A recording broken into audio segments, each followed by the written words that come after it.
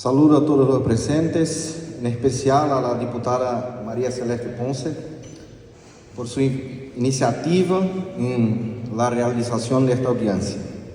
Con inmensa satisfacción recibimos la invitación de este honorable Parlamento argentino para denunciar la situación que se vive en Brasil, más concretamente en relación a las detenciones políticas. Mi nombre es Ezequiel Silveira, soy abogado de la ASFAV, Asociación de Familiares y Víctimas del 8 de enero, que asiste a cerca de 300 familias de presos políticos en Brasil. Aquí represento a la señora Gabriela Ritter, abogada, hija de un preso político y presidenta de la ASFAV. Ella envía sus más sinceras disculpas por no poder estar presente en esta audiencia debido a un problema de salud de su hija. Me acompañan aquí los abogados de la asociación, doutora Carolina Siebra y doctor Luciano Cunha. Señores diputados, todos los presentes, la escalada de persecución por parte de la Suprema Corte brasileña se inició en 2019 a través de una investigación de las fake news, completamente ilegal, abierta de oficio para censurar artículos periodísticos. Esta investigación, que todavía se encuentra en curso, fue denominada por el ex juez de la Suprema Corte, Marco Aurélio Mello, como investigación del fin del mundo, ya que cualquier persona considerada enemiga por el juez Alexandre de Moraes es incluida en este proceso. Después de este episodio, se iniciaron otras investigaciones contra los adversarios políticos de la Suprema Corte.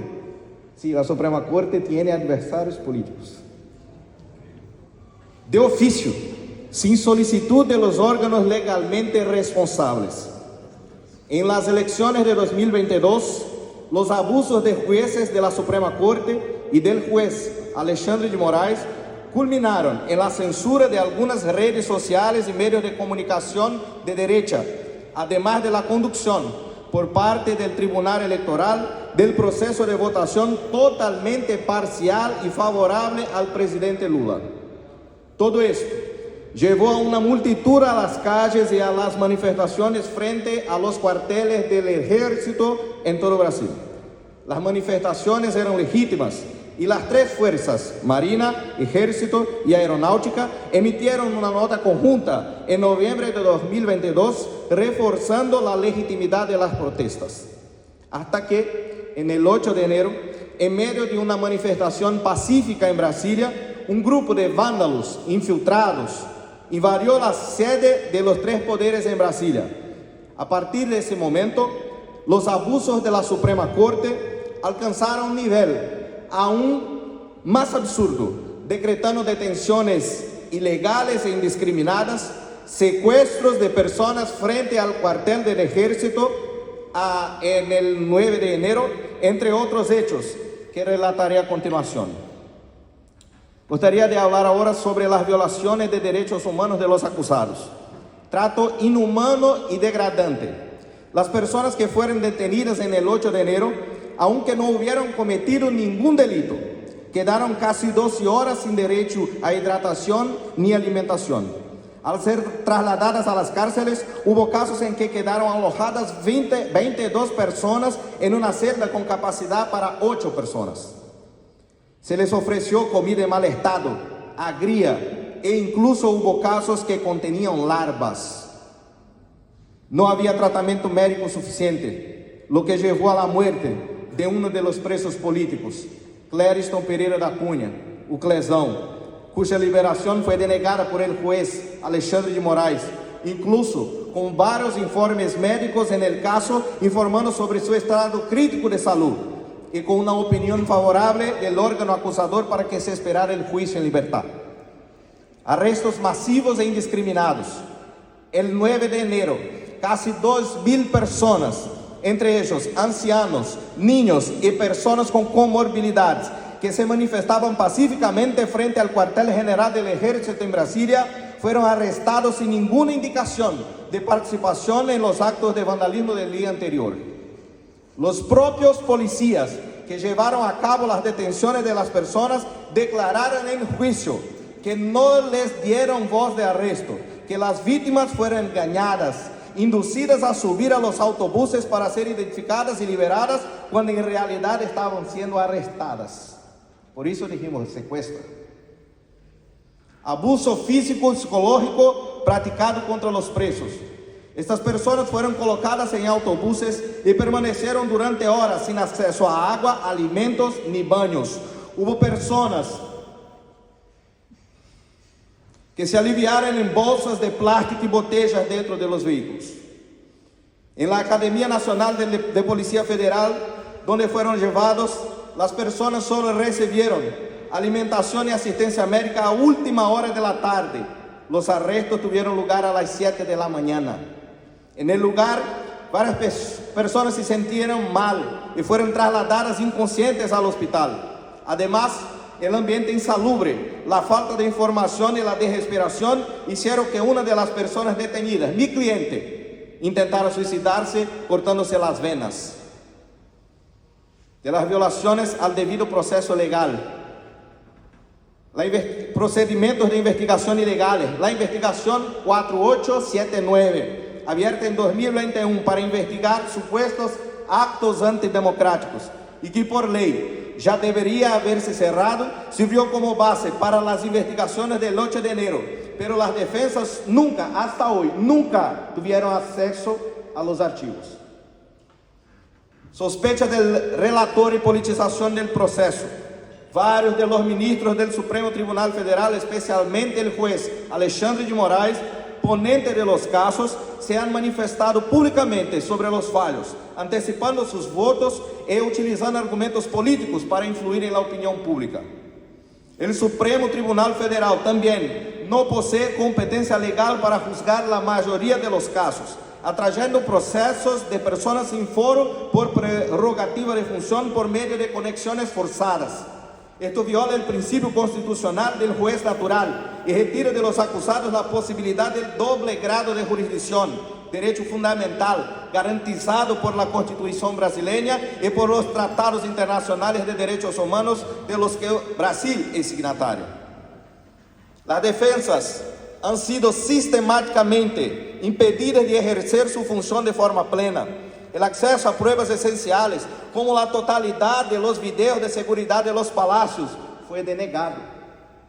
La celebración de audiencias de instrucción por videoconferencia, sin la posibilidad de confrontar a los testigos de acusación presencialmente. La presentación de pruebas después de la instrucción procesual y la negativa a llamar a los testigos de la defensa también perjudican la defensa de los acusados y atentan contra la ley y la Constitución.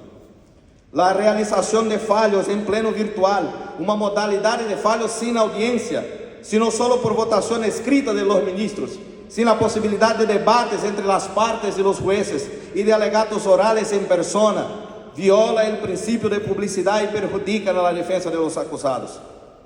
Responsabilidad penal colectiva.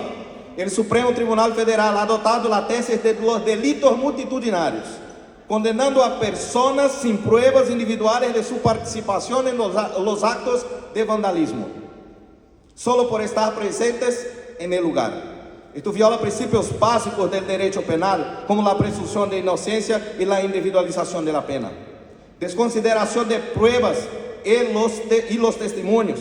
Las pruebas de los autos, incluindo los videos de seguridad y los testimonios de testigos de acusación, demuestran que la mayoría de los presos políticos no participaron en los actos de vandalismo y muchos incluso intentaron impedir las depredaciones.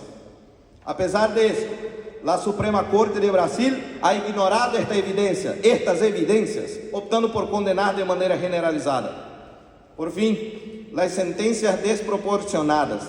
Los acusados, que en su mayoría son ancianos y no tienen antecedentes penales, han sido condenados sin pruebas, apenas desproporcionadas, alcanzando los 17 años de prisión, bajo la acusación de intento de golpe de Estado, un delito imposible de cometer en esas circunstancias por personas mayores y desarmadas.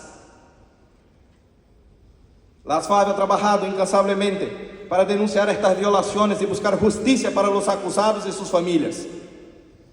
Ya se han realizado diversas notificaciones a autoridades, organismos e instituciones en Brasil, incluindo el Consejo Federal del Colegio de Abogados, a OAB, el Ministerio de Derechos Humanos, el Gobierno Federal, el Parlamento y el propio Supremo Tribunal Federal.